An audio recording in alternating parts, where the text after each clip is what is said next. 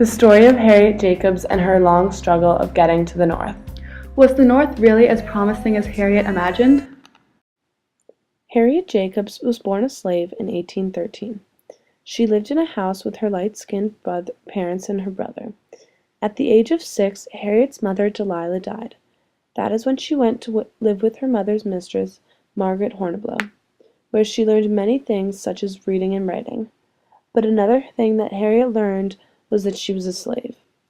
6 years later, Margaret died, and Harriet had hoped that she would be free because Margaret had promised Harriet's dying mother that her children would never suffer. But after Margaret's will was read, Harriet and her brother were sent to Dr. Norcom's house, where Harriet was to be the slave of Margaret's niece.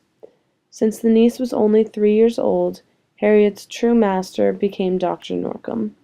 After 1 year of being at the Norcom household, Harriet's father died, leaving the only parent figure to be Harriet's respected grandmother.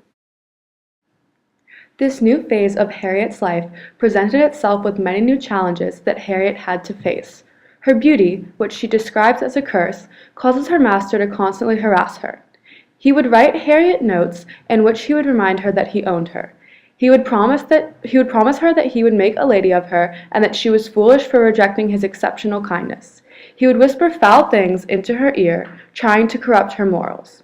Harriet found this extremely difficult to deal with because her grandmother instilled such a strong sense of morals and pure principles in her. It was legal for slave owners to have sex with their slaves without consent.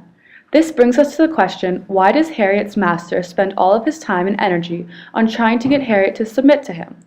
In her novel, Incidents in the Life of a Slave Girl, Harriet says that slavery is a curse to the whites as well as to the blacks, and that slavery causes widespread moral ruin. For white fathers, like her master, Harriet states that it makes them cruel and sensual. Her master, who is driven by his thirst for power, exhibits both this cruelty and sensuality.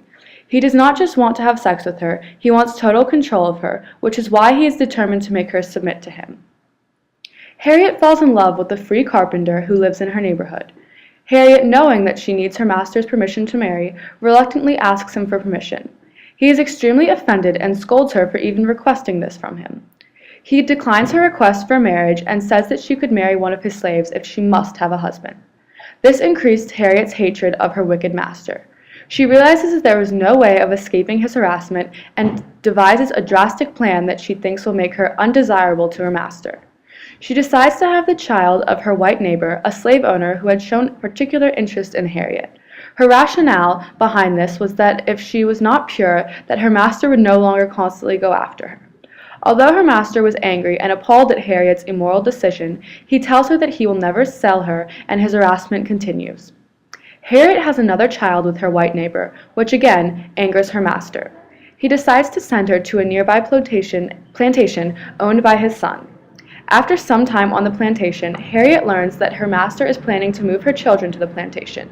This scares Harriet because she knows that if her kids were moved to the plantation, that they would be used against her, giving her master complete control over her. Harriet begins to devise a plan to escape, which is difficult for her because she knows this means leaving her family behind.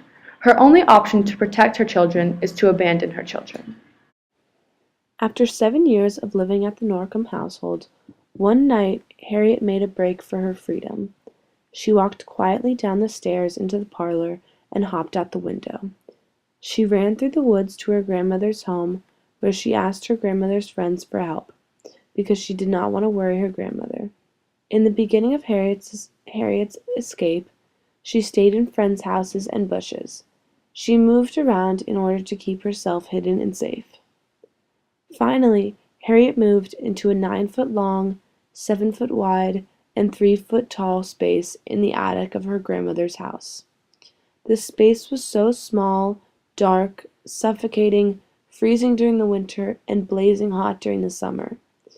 It was in that space that she stayed hidden for 7 years. Harriet suffered many panic attacks and had hallucinations because of the extremely harsh conditions that came with being imprisoned in the small, confined space for such a long time.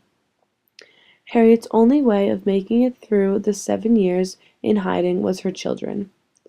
She made a small hole which she would watch watch and listen to her children through. She could not speak to them, but just the sight of her children made her strong enough to last.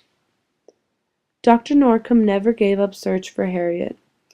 The white male slaveholder would not accept the fact that Harriet had run away and he could not find her. She had beat him at the game he had created. Even when Harriet finally would reach the North, the running would never end because of the fugitive slave law, which stated all escaped slaves were to be returned to their masters and that officials and citizens of free states had to cooperate with this law. One of Harriet's good friends said that he had a safe route for her to finally escape slavery. He planned to hide Harriet on a ship and take her north, despite the risk that this posed for himself, the captain, and the crew. It was successful, and Harriet made it safely to the city of Philadelphia. In Philadelphia, the captain of the ship introduced her to a reverend, with whom she stayed with for 5 days. She left on the 6th day with one of the reverend's friends to go to New York in search of her daughter. Harriet takes a train and is disappointed when she realizes that they don't allow colored people in the first-class cars. She is sad to see that the North imitates the customs of slavery. Harriet is reunited with her daughter, which causes even more sadness and disappointment. Mr. Sands gave Harriet's daughter to his cousin, Miss Hobbs, who lives in New York City. Upon Harriet's arrival, Miss Hobbs says that Harriet's daughter would make a nice waiting maid for her eldest daughter when she grows up. Harriet begins to search for a job in hopes of buying her daughter's freedom. She becomes a nurse for a lady named Miss Bruce, who is kind to Harriet. Harriet dedicated a large portion of her wages to buying clothes for her daughter, who she saw was neglected. Harriet never felt safe or secure while in New York because Miss Hobbs knew her secret that she was a runaway slave. On one of Harriet's visits to Miss Hobbs' house, her daughter tells Harriet that Mr. Thorne told Harriet's previous master where she is. He claimed that he was doing an act of justice to the laws. Harriet takes her kids and flees New York and goes to Boston, where she will be safe. After a few months in Boston, Harriet learns that Miss Bruce has died. She then goes to England to take care of Miss Bruce's daughter. In England, Harriet is happy and feels as if a weight has been lifted off her chest. England causes her to entirely forget the idea of prejudice against color. Soon after Harriet's arrival to the States, her master continues to work on bringing her back to slavery. Although Harriet is very opposed to the idea of having to buy her own freedom, Miss Bruce does this without telling Harriet. Finally, Harriet is officially free, but is disappointed that a human was sold in New York.